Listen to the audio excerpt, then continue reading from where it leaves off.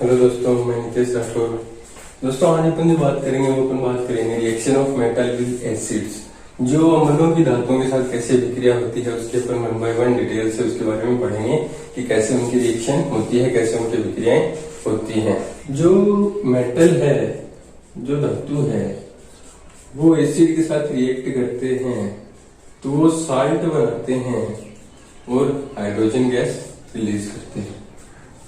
Metal क्या करेगा? अम्ल के साथ रिएक्शन करेगा, विक्रिया करेगा और वो क्या हाइड्रोजन गैस निकाल देगा। जो धातु है वो अम्ल के साथ विक्रिया करेगा और उसमें क्या बनेगा? एक तो नमक बनेगा और उसमें क्या है? हाइड्रोजन गैस निकलेगी। धातु ने क्या किया? मेटल के साथ रिएक्शन किया, विक्रिया की, क्या बना दिया? नमक बनाया, एक सॉल्ट बन गया और उस हाइड्रोजन गैस निकल गई। तो ये छोटी सी मेटल की रिएक्शन है।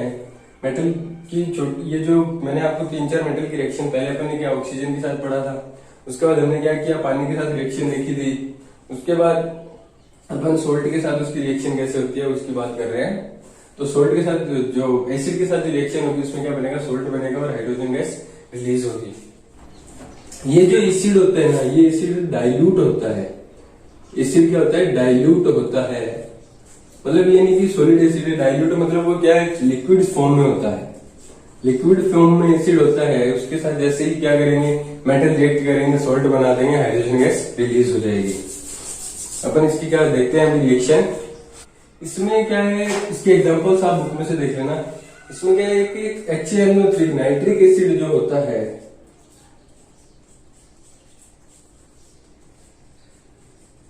जो अपना नाइट्रिक एसिड है, ये क्या करता है? इसके साथ मेटल जब रिएक्शन करेगा, जब धातु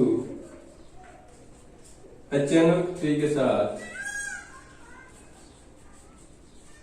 अभिक्रिया करता है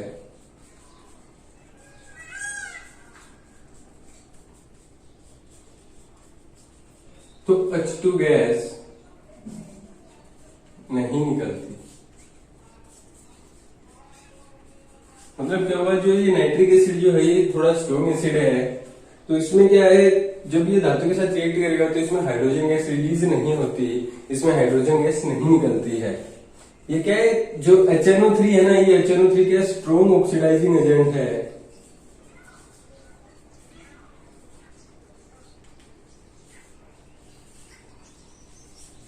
ऑक्सीडाइजिंग मतलब इसका जो ऑक्सीकरण, ये जो अन्य धातुओं का जो ऑक्सीकरण करने में इसकी सक्षम जो क्षमता है, इसकी अन्य धातुओं का ऑक्सीकरण करने की जो क्षमता है वो बहुत ज्यादा है। ये बहुत स्ट्रॉन्ग ऑक्सीडाइजिंग एजेंट है, इसलिए क्या है? इसमें हाइड्रोजन गैस रिलीज नहीं होती। इसमें जो H2 रिलीज होगी ना, जब ये रिएक्शन करेगा तो इसमें जो हाइड्रोजन गैस रिलीज होगी, उस हाइड्रोजन को ये पानी में बदल देता है।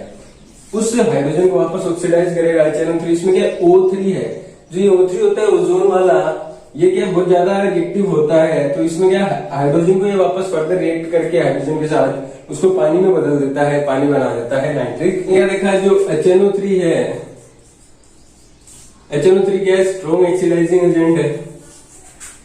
Strong,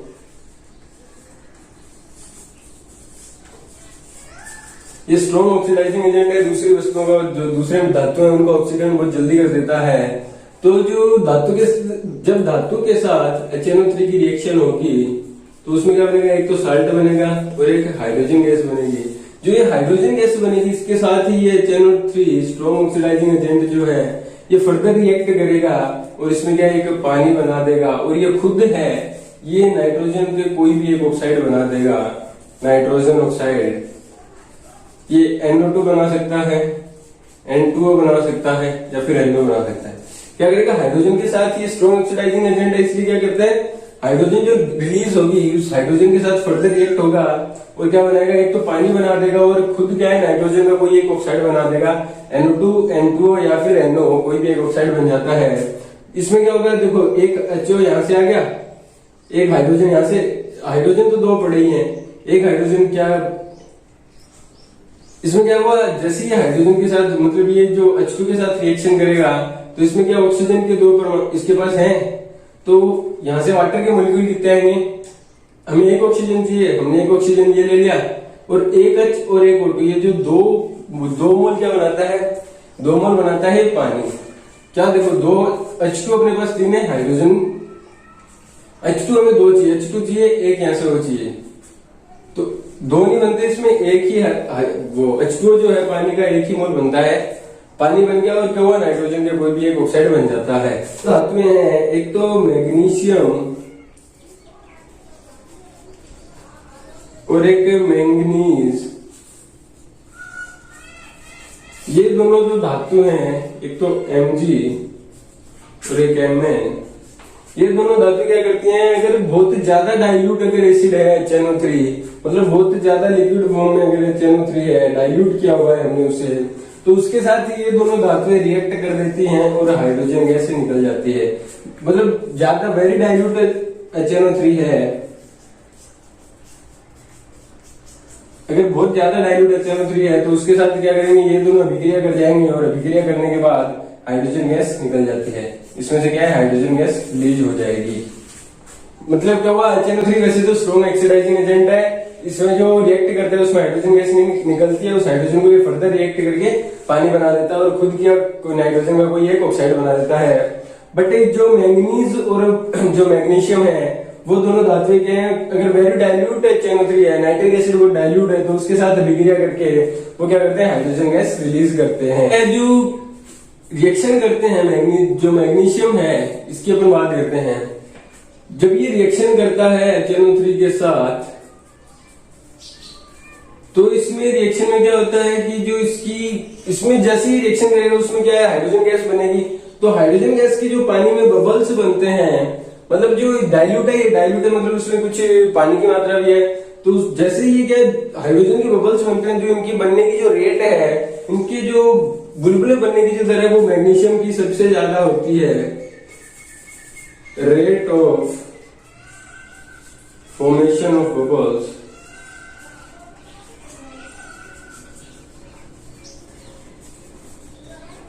is highest in case of Mg। क्या ये जो हाइड्रोजन की जब मतलब जो मैग्नीशियम है उसकी जो रिएक्शन होती है, उसमें जो formation of rate of formation of bubbles, जो बुलबुले बनने की जो दर है वो सबसे ज्यादा होती है मैग्नीशियम की। ये क्या है, ये जो रिएक्शन है वो मोस्ट एक्सोथर्मिक होती है, मतलब इसमें जो हीट है वो बहुत ज्यादा निकलती है, उष्मा बहुत ज्यादा निकलती है। इसमें जो उष्मा निकलने की जो उष्मा निकलती है इस रिएक्शन में, इसमें क्या है, जो बबल्स की फॉर्मेशन की रेट है वो भी ज्यादा होती है, और ये क्या है, एक्सोथर्मिक रिएक्शन बहुत ज्यादा एक्सोथर्मिक होती है, मतलब इसमें ज्यादा उष्मा निकलती है। और रिएक्टिविटी ऑर्डर जो है, मतलब अभिक्रिया का जो प्रक्रम है, उसमें क्या होता है, सबसे ज्यादा क्या करता है मैग्नीशियम, उसके बाद एल्यूमिनियम, उसके बाद जिंक और उसके बाद लास्ट में आयरन। ये ऐसे डिक्रीज होती है, ये ऐसे डिक्रीजेस इन ऑर्डर। मतलब क्या हुआ, जो अभिक्रिया करने का जो इनकी जो ऑर्डर है, जो रिएक्शन का ऑर्डर है, वो सबसे फास्ट रिएक्शन किसकी है, मैग्नीशियम की, उसके बाद एल्यूमिनियम, उसके बाद जिंक, उसके बाद आयरन।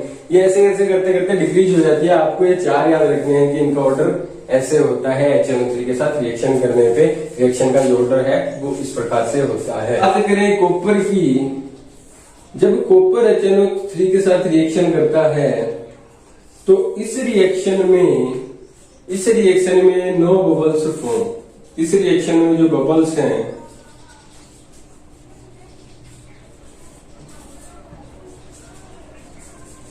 बुलबुले नहीं बनते। मतलब क्या हुआ, अगर कॉपर HNO3 के साथ रिएक्शन करेगा तो उसमें रिएक्शन में हमें बुलबुले देखने को नहीं मिलते। हाइड्रोजन गैस का जो बुलबुले बनते हैं वो उसमें हमें दिखाई नहीं देते, उसमें सीन नहीं होते। और जो इस रिएक्शन में जो टेम्परेचर जो है, जो तापमान है, वो भी क्या है, कांस्टेंट रहता है, स्थिर रहता है, वो अनचेंज्ड रहता है, वो चेंज नहीं होता। मतलब क्या हुआ, कॉपर जैसे ही नाइट्रिक एसिड के साथ रिएक्शन करेगा तो उसमें बबल्स तो नहीं बनेंगे, ना तो उसमें बबल्स बनेंगे और ना ही उसमें टेम्परेचर चेंज होगा। मतलब ना तो अपन उसको पहचान पाएंगे क्या वो एक्सोथर्मिक है या एंडोथर्मिक है, उसको अपन नहीं पहचान पाएंगे क्योंकि उसमें टेम्परेचर क्या है, कांस्टेंट रहता है, टेम्परेचर नहीं बदलता और ना ही उसमें क्या है, बबल्स भी नहीं आते। तो अपना कॉपर है, मतलब जो कॉपर है, कॉपर डाइल्यूट HCl के साथ अभिक्रिया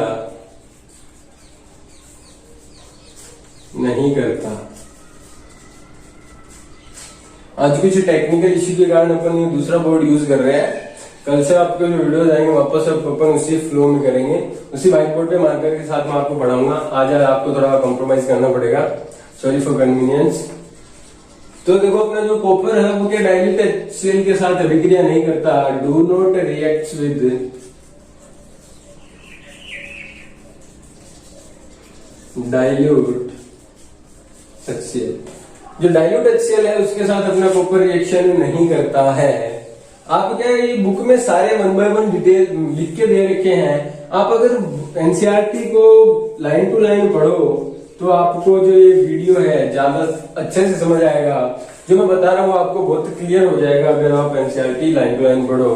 तो आप कोशिश करना, टाइम निकालना थोड़ा, जो NCERT है उसको 1 by 1 लाइन टू लाइन पढ़ो और उसके जो मैंने जो पॉइंट्स बताए उनको आप अंडरलाइन करो या फिर अपने जो अब जो नोट्स बना रहे हो उसमें जो उसको 1 by 1 लिखते चलो, ताकि आपको जब एग्जाम्स पास आए तो आपको जो रिवीजन करने में दिक्कत ना हो, आप नोट्स पढ़ के रिवीजन कर सको आराम से।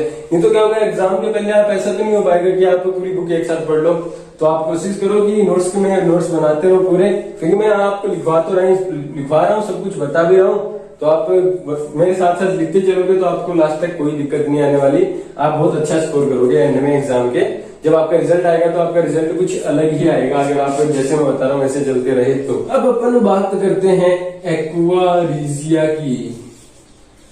इसको क्या रॉयल वाटर बोला जाता है, रॉयल वाटर। एक्वा रीजिया इसका जो हिंदी नाम है वो भी शायद एक्वा रीजिया ही है, बट कुछ अलग हो तो आप देख लेना। एक्वा का मतलब होता है पानी, पानी के साथ एक्वा रीजिया है उसको क्या अपन रॉयल वाटर बोलते हैं। लैटिन में इसको रॉयल वाटर बोला जाता है। लैटिन भाषा जो है उसमें अपन इसको एक्वा रीजिया को क्या बोलते हैं, रॉयल वाटर बोलते हैं। इसका अपन पढ़ते हैं कि क्या होता है एक्वा रीजिया, कैसे रिएक्शन करता है, कैसे विक्रियाएं।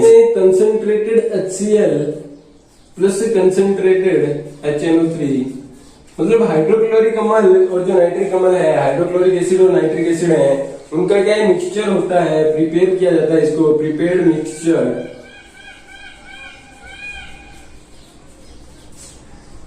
जो कंसंट्रेटेड HCl है और जो कंसंट्रेटेड मतलब इनको हमने कंसंट्रेट किया है, इनका जो पावर है, रिड्यूसिंग पावर या ऑक्सीडाइजिंग पावर जो भी इनकी है उसको हमने क्या कंसंट्रेट किया, उसको थोड़ा बढ़ाया है, उसको फिक्स किया है। उसका जो मिक्सचर अपन ने तैयार किया है उसको अपन क्या बोलते हैं, एक्वा रीजिया बोलते हैं। ये जो होता है वो होता है 3:1 में। इनको जो मिक्सचर करते हैं अपन, इनका जो मिक्सचर बनाते हैं अपन वो लेते हैं 3:1 में। जो एक्वा रीजिया है इसको 3:1 में हमने ले लिया तो ये क्या होता है, हाईली कोरोसिव होता है, हाईली कोरोसिव फ्यूमिंग लिक्विड। मतलब क्या हुआ, कोरोजन आपने सुना होगा, जंग लगता है, लोहे के गेट वगैरह होते हैं, जो लोहे की जो भी मटेरियल है उनमें क्या है एक टाइम के बाद रिएक्शन कर करके उनमें जंग आने लग जाता है, वो लोहा जो है गलने लग जाता है। तो ये हाईली कोरोसिव होता है, इसमें जंग बहुत मतलब जंग जो लगता है उसकी जो रेट होती है इसमें बहुत फास्ट होती है एक्वा रीजिया की। मतलब ये लोहा है उसको बहुत जल्दी गला देता है एक्वा रीजिया। ये जो एक्वा रीजिया है इसकी जो एबिलिटी है, it can also dissolve gold and platinum. Gold और प्लेटिनम है, गोल्ड और प्लेटिनम ऐसे तो हर किसी में नहीं घुलते, बट ये एक्वा रीजिया है, ये इसमें क्या है गोल्ड और प्लेटिनम भी घुल जाते हैं। सोना व प्लेटिनम भी घुल जाते हैं। तो ये क्या थी अपने एक्वा रीजिया की हमने बात की। एक्वा रीजिया जो होता है, जो कंसंट्रेटेड HCl है और जो कंसंट्रेटेड HNO3 हाइड्रोक्लोरिक अम्ल और नाइट्रिक अम्ल जो है उन दोनों का प्रिपेयर्ड मिक्सचर होता है, उसको बनाया जाता है। उन दोनों में जो रेशियो अपन जो अनुपात लेते हैं HCl का 3 HCl और HNO3 का, वो लेते हैं अपन 3:1 में। और ये क्या हाईली कोरोसिव फ्यूमिंग लिक्विड होता है, मतलब ये जंग लोहे को बहुत जल्दी हिला देता है। और वैसे तो सोना और जो प्लेटिनम है वो हर किसी में नहीं गलते, डिजोल्व नहीं होते, बट एक्वारिजिया में ये भी दोनों जो धातुएं हैं सोना और प्लेटिनम, ये भी क्या है इसमें एक्वारिजिया में घुल जाते हैं। एक्वारिजिया होता क्या है, concentrated HCl plus concentrated HNO3 का एक मिक्सचर है जिसे बनाया जाता है। वो रेशियो अपन लेते हैं 3:1, और ये क्या है हाईली कोरोसिव होता है, जंग लगने की प्रक्रिया बहुत फास्ट होती है इसके अंदर।